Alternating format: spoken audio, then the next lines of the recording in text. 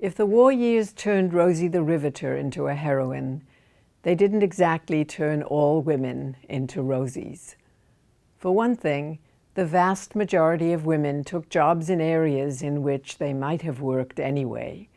Most of the 6 million women who entered the labor force in the 1940s entered in low-level and entry-level jobs.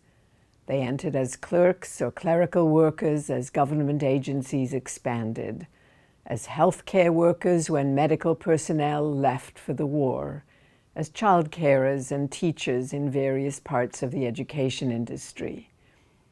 Increasingly, they displaced men who during the Depression had worked in women's jobs. For example, at the beginning of the war, some 50% of clerical workers had been female. By war's end, that figure reached 70%. Domino-like, women already in the workplace moved into better-paying jobs. Educated white women took positions in white-collar agencies and were replaced in their old jobs by less educated women. African American women moved into nursing jobs and into clerical and factory work that had previously been closed to them. Domino-like, the opportunities for all women expanded.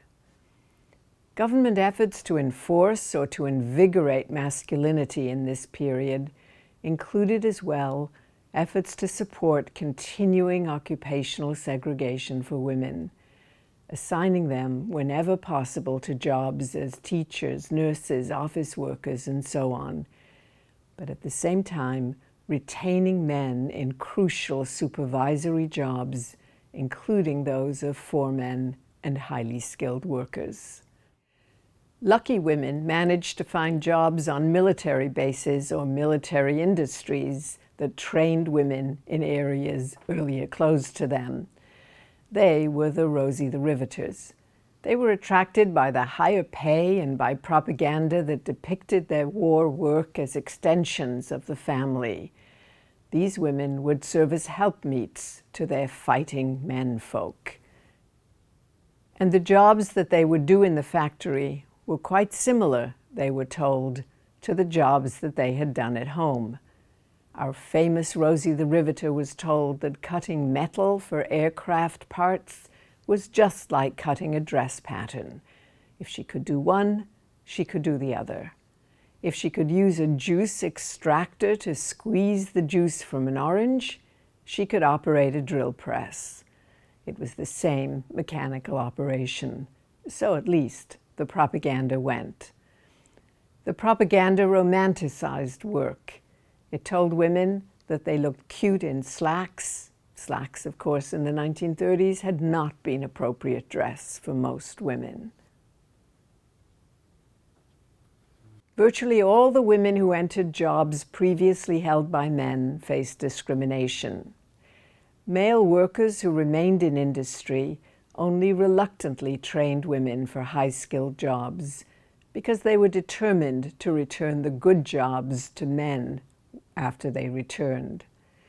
They therefore subdivided tasks to simplify them for women, and though jobs moved from men to women as men got drafted, rarely did men and women share the same jobs. For black women, the situation was even worse.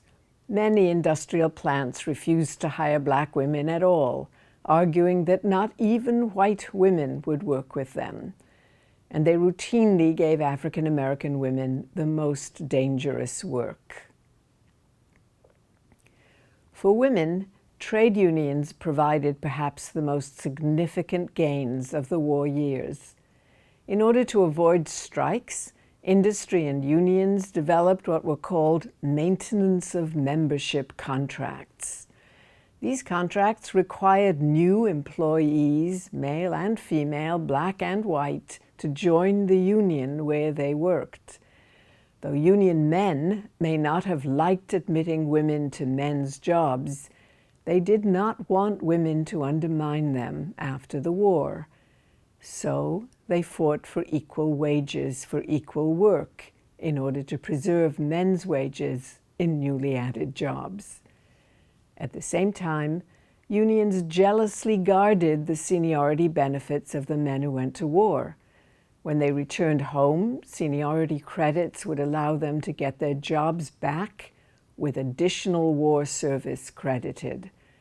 Women, who often eagerly joined unions, found themselves on separate seniority lists with virtually no seniority benefits. The ideal job for Rosie the Riveter, or for the woman who went to work, was a job in a war plant or a shipbuilding enterprise like the Brooklyn Navy Yard. We know a little bit about these jobs because the Brooklyn Historical Society has saved some of the records of women who worked at the Navy Yard. So let's just take a look at those women and what it is they managed to do and how they worked.